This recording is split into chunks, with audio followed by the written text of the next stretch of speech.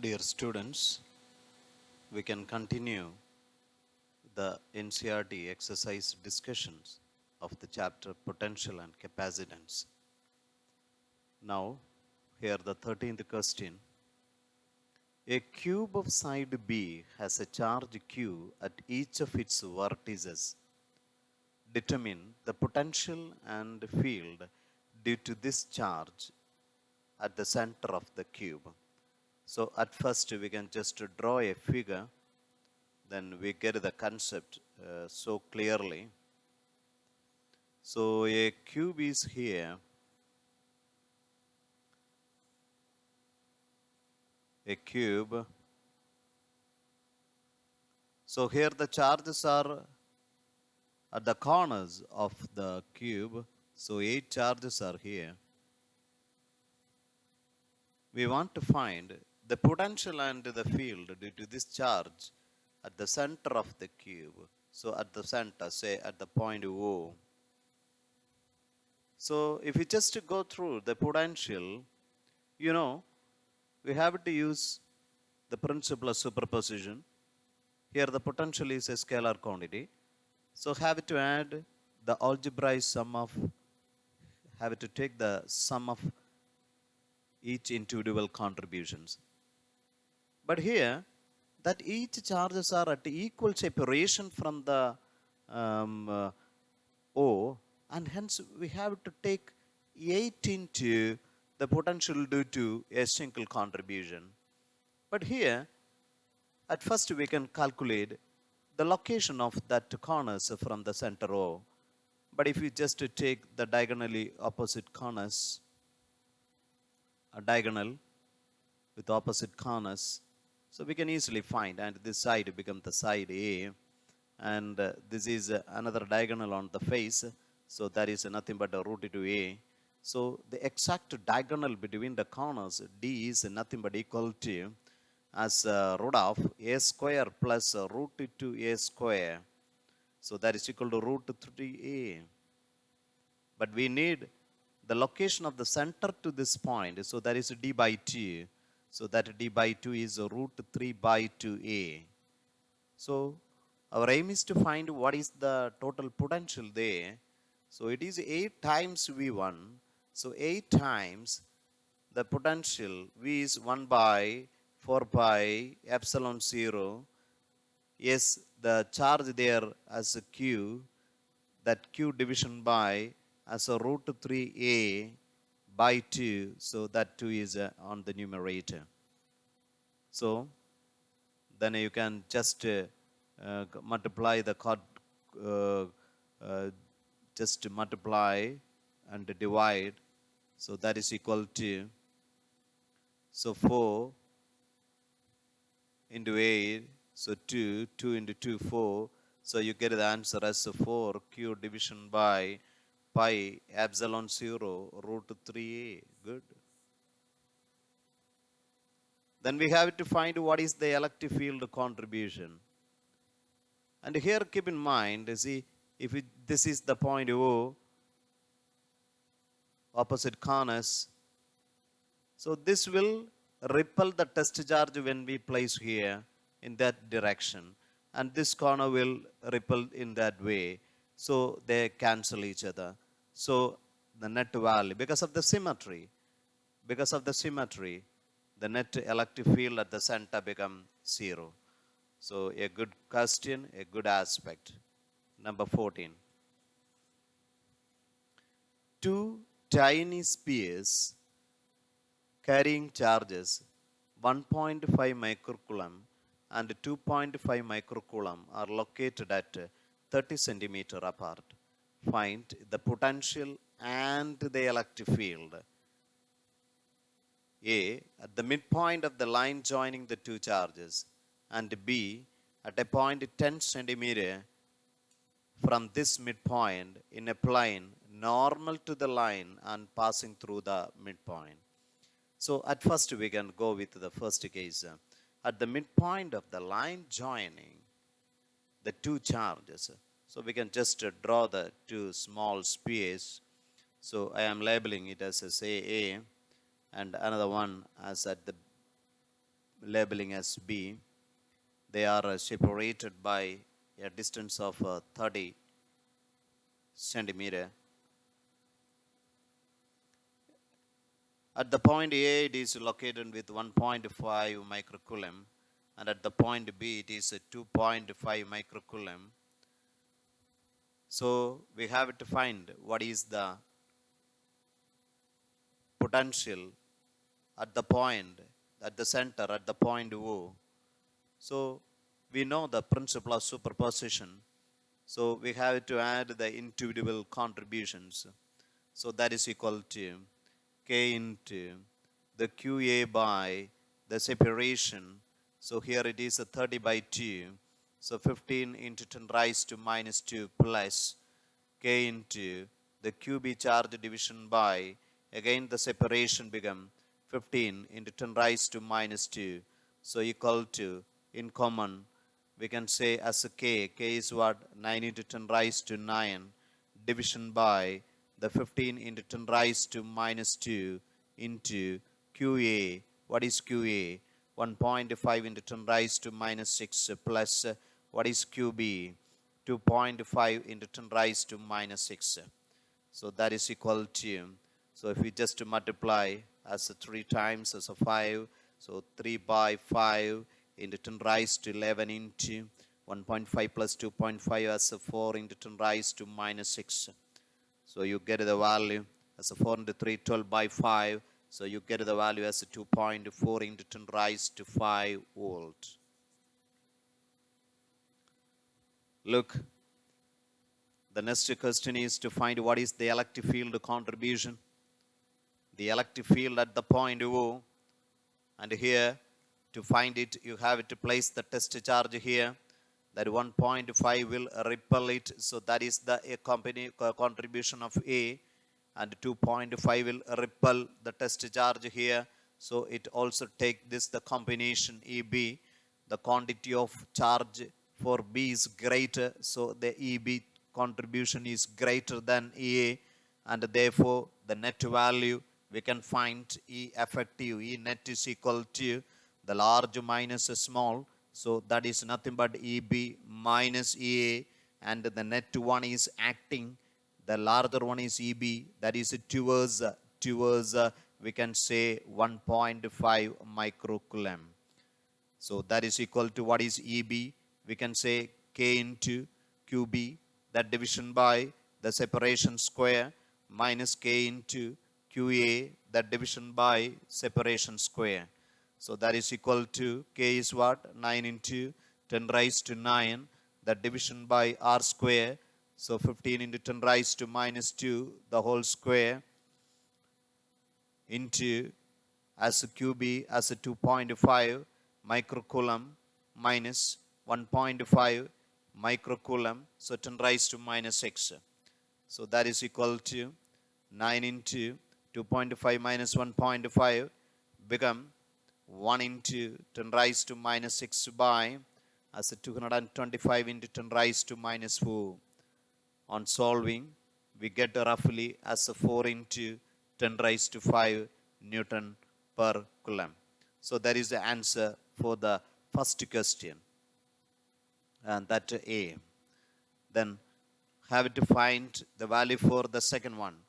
At a point 10 centimeter from the midpoint in a plane normal to the line and passing through the midpoint. A good question. And this question actually is with 4 questions. So here the third one, at a point 10 centimeter from this midpoint, normal to the point, we have to find what is the potential and then electric field. So at first, again we can draw the figure here. And so here, see, so A, B,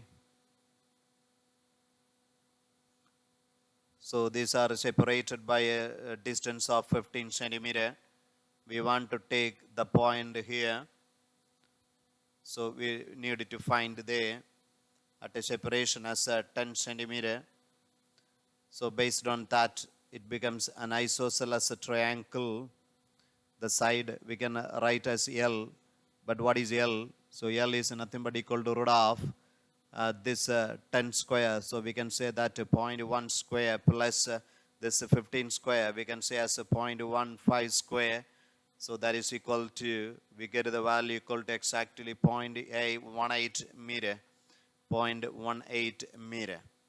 So at first we can find what is the contribution to the potential at the point P due to that A and B. So what is the potential at the point P? That is equal to potential at the point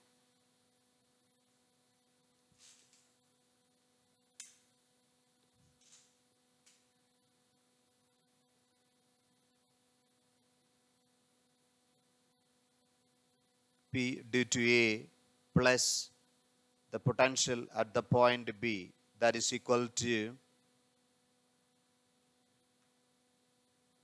what is the potential at the point A at the point P due to A? So that is equal to K into QA division by L plus K into QB division by L. So K by L we can take outside as a 9 into 10 raised to 9 by 0.18 into QA. That is 1.5 micro plus 2.5 micro. So that is equal to 9 into 10 raised to 9 into 4 micro as a 10 raised to minus 6. That division by 0.18. So you get the answer as a 2 into 10 raised to 5 volt. So next one we have to find what is the contribution to the electric field at that point. So you must deal it so carefully. So at first we can find what is the EA at the point A. So when you place a test charge at the point P, that A charge will repel it. So that EA take the value as A. So we can find the value for that EA. So that is equal to K into QA by L square. So that is equal to 9 into 10 raised to 9 into 1.5 into 10 raised to minus 6, that division by L square as a 0.18, that much square. That is equal to, if you solve it, you get the value 4.167 into 10 raised to 5, that much volt per meter. And next one, if you place the test charge here, B will, it is a positive concept and hence it will repel it. So it is acting in this way, EB. So EB we can find equal to K into QB, that division by L square, equal to, that is equal to 9 into 10 raised to 9 into 2.5 into 10 raised to minus 6, the division by again 0.18 the square. So you get the value 6.944 into 10 raised to 5 volt per meter. So EA is there, EB is there. But keep in mind, and if it makes an angle, say alpha, and if it is this makes an angle alpha, with respect to vertical and horizontal, we can just divide the two electric field into two components. If it is become alpha, then this component become EA cos alpha, and this become EA sin alpha. And similarly, this become EB sin alpha, and this become EB cos alpha.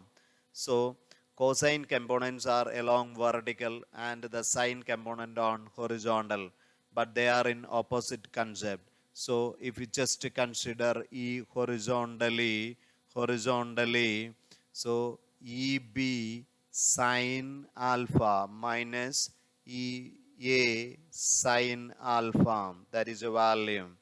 But keep in mind its a direction. EB is greater, so it is minus I. So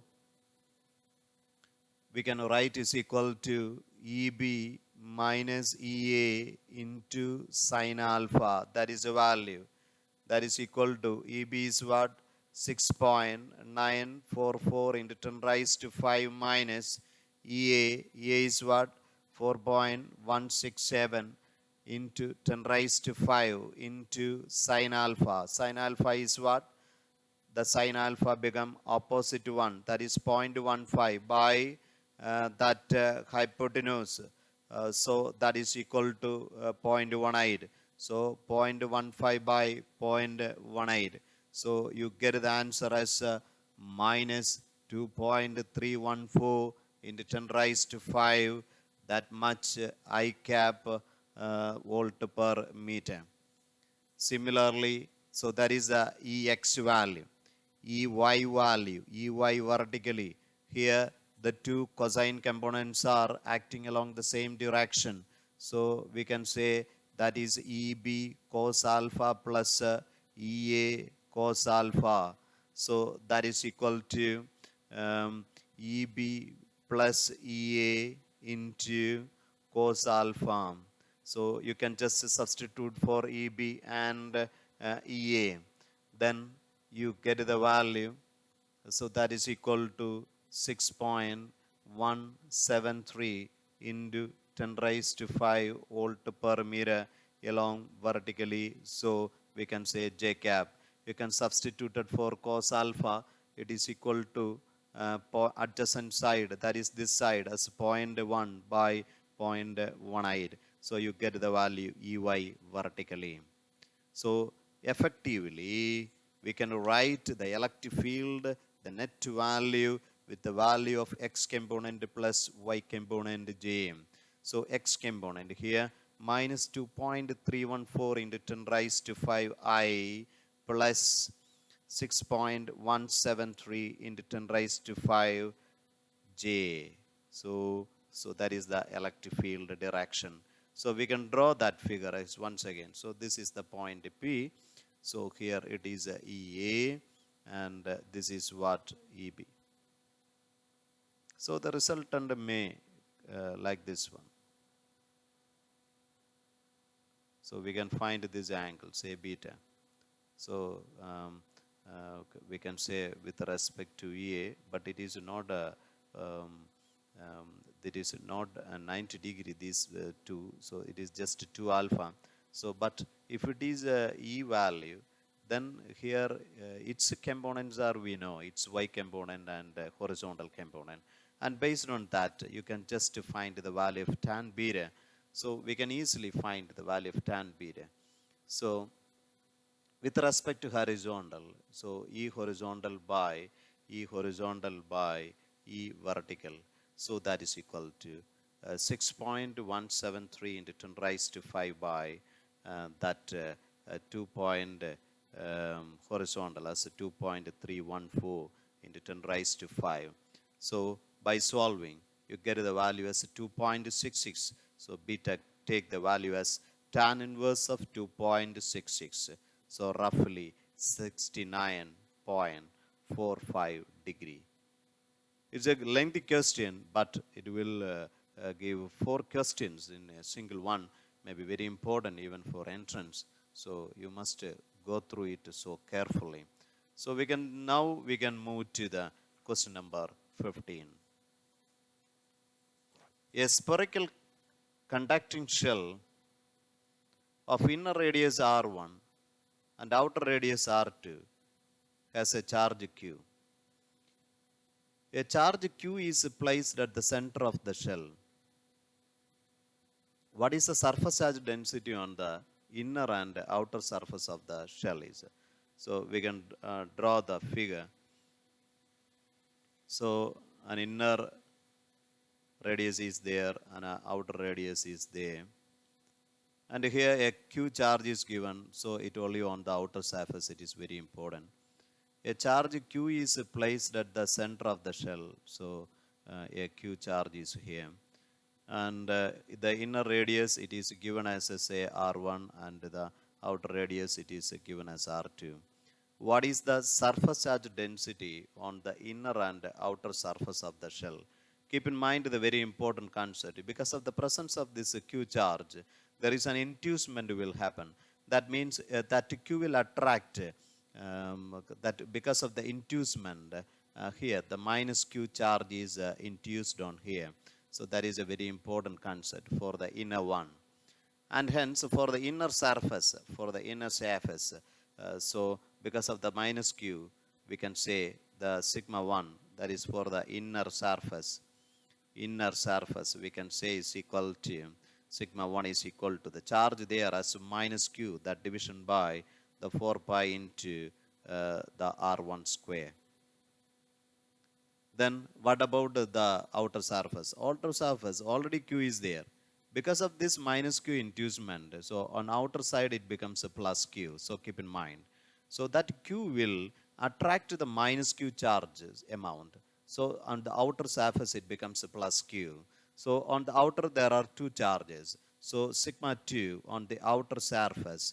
On the outer surface it take the value equal to the total charge as Q plus Q, that division by 4 pi R2 square. So that is a very important concept. So surface charge densities, the charge division by the area. What about the B? Is the electric field inside a cavity with no charge? So Q is not here. Even if the shell is not spherical but has any irregular shape. So keep in mind the very important case here. The electric field must equal to 0, whatever may be the shape. So any shape, the electric field must be 0. And keep in mind, if we were to take a closed loop, part of which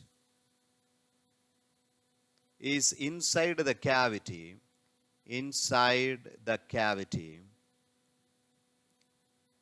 along a field line, and the rest outside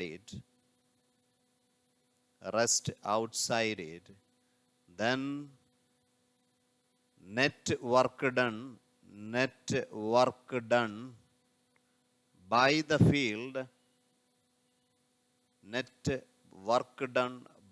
the field,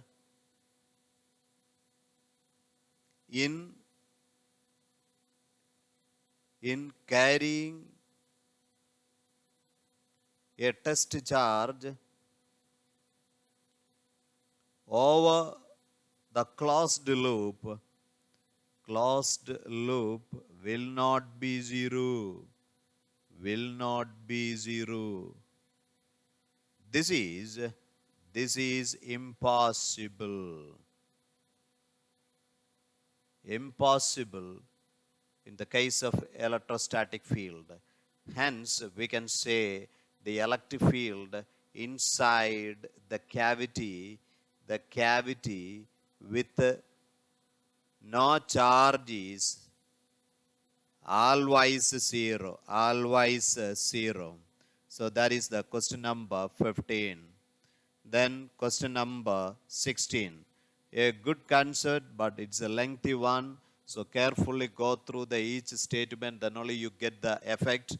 Show that the normal component of electrostatic field has a discontinuity from one side of a charged surface to another, given by E2 minus E1 into n cap is equal to sigma by epsilon 0, where n cap is a unit vector normal to the surface at a point, and sigma is the surface charge density at that point. And also show that just outside the conductor, the electric field is sigma n cap by epsilon 0. And also another question, show that the tangential component of electrostatic field is continuous from one side of a charged surface to another. So by using this hint, we can move through that.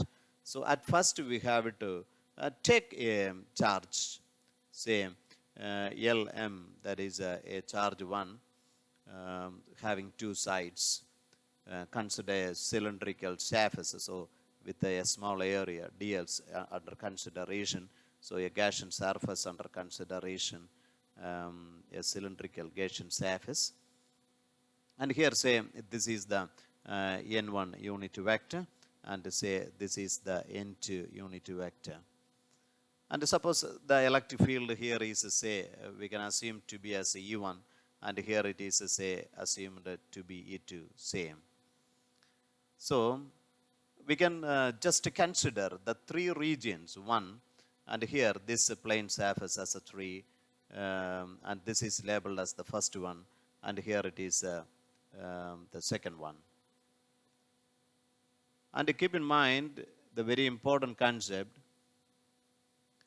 By applying our Gauss's theorem, the total electric flux, so because of the three cases, we can say integral for the first case, E dot ds, plus for the second one, integral E dot ds, plus the third one, integral E dot ds, so equal to the total charge there. If it is God, the sigma surface charge density, the charge there is a sigma delta s, that division by epsilon 0. But here, the electric field makes an angle of 90 degree with the area. Area vector takes this direction, and hence that contribution becomes a 0. If you just take the total area, we can write as E1. So the second one, I am taken as the first contribution as E1. We have to consider the normal component. That is very important. If we just splits into E1 into two components, we have to consider the normal component along N1. So E1 dot delta S vector. So the total area, here it is delta S. So delta S plus, for this one we can write as E2 dot delta S. So that is equal to sigma delta S by epsilon 0. If n cap is the unit vector, we can write that delta S as delta S n1 cap plus, we can write delta S here as n2, delta S into n2 cap, that is equal to sigma delta S by epsilon 0. We can cancel that delta S, and you get the value as E1 dot n cap plus E2 cap n2 cap is equal to as sigma by epsilon 0. But here, N2 and N1 take the opposite direction. So N2 cap is nothing but equal to minus N1 cap. So you can write as E1 minus E2, that much into N cap is equal to sigma by epsilon 0. So from this relation that E1 and E2 are not equal, and hence we can say it is discontinuous at any point, discontinuous. The normal components are discontinuous. But if you just consider inside a conductor, if you just take that E2, the electric field inside the conductor is 0, so E1 is nothing but equal to sigma by epsilon 0. If you just consider the vector concept, for the normal component, it is on the direction of n cap. So the electric field take the value sigma by epsilon 0 is n cap. It is a good aspect. And similarly, again we have to prove that the tangential component of the field continues from one side of the surface to the another. We have to prove the tangential component is continuous. That is very important. So for that, we can just take again that surface, so that LM, and we have to consider a small concept. So this line, we have to take a closed line. We can just label it as A, B, C, D, A, B, C, D. And here we already, say, suppose it is E1 take the direction, and this is as E2 take the direction. If it makes an angle, say theta 1, and here it is max with the line as CD as theta 2, we can take this component. This component is E1 cos theta 1, that is the tangential component. And here it is the tangential component is E2 cos theta 2. For a closed loop, that is very important one, the line integral of E dot dl must equal to 0. So that is a very important concept. So that is here we can say from A to B, E dl plus integral C to D, E dl, it should equal to 0. So you know that if you just take that E dot dl, so what is E dl? So that we can say that E1 cos theta 1 into L, integral dl become L plus but minus, reason it is on the opposite direction of AB, so minus E here it is E2 cos theta 2 along the line, yes, good, into L, it should equal to 0. That is, we can say E1 cos theta 1 should equal to E2 cos theta 2. So that is nothing but the tangential components. The tangential components are equal here, and hence we can say the tangential components are continuous. It is a good question, so you must go through the concepts very carefully. Look the question number 17. A long charged cylinder of linear charge density lambda is surrounded by a hollow coaxial conductor. Then what is the electric field in the space between the two cylinders? We already done it by using the Gauss's theorem, so that we can apply here also. So if that particular point is at a separation R, so we have to consider two surfaces, so plane surface areas and the curved surface areas. Here the electric field makes an angle of 90 degree, so there is no contribution to the electric field, but here the case is entirely different. That electric field makes an angle 0 degree with the area concept. So we can just, the electric flux is nothing but equal to Q by epsilon 0. If it is got a lambda linear density with L length, then Q can be substituted as lambda L charge density. Lambda is equal to Q by L, that division by epsilon 0. Phi is what? Electric field into the area only contribution from the curved concept, so that is equal to 2 pi r L cancel, so you get the value equal to 1 by 2 pi epsilon 0 lambda division by r. You already done it, so you just go through that. Number 18. In a hydrogen atom, the electron and proton are bound at a distance of 0.53 angstrom.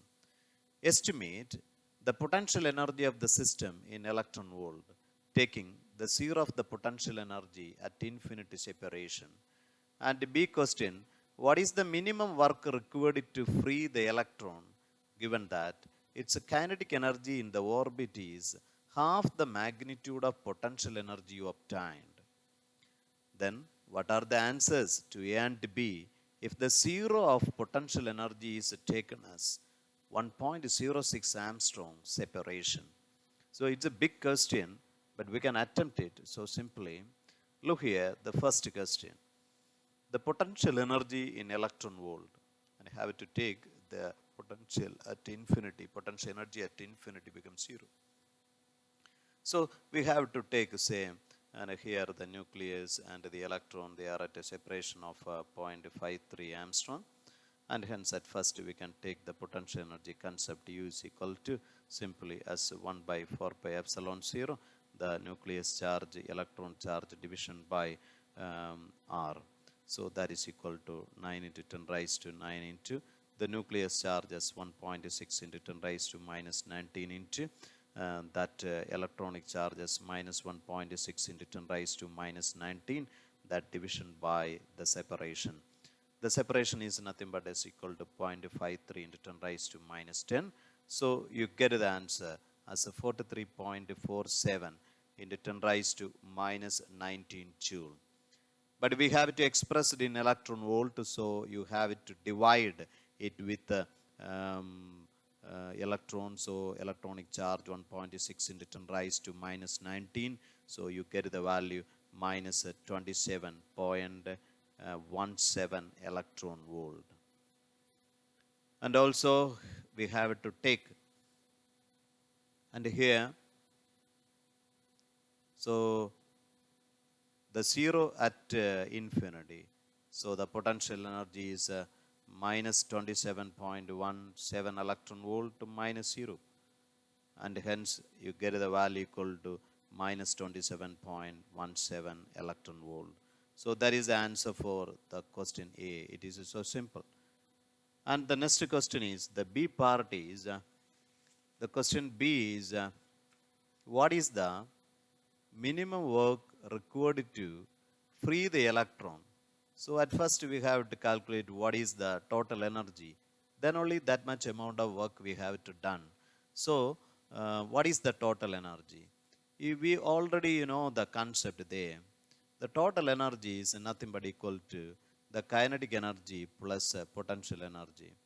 And keep in mind, here it is given the information. The kinetic energy is a potential energy by 2. But keep in mind, the kinetic energy is a positive value. It is very important. So 27.12 by 2, and the potential energy already 27.17. So equal to minus 13.585 electron volt.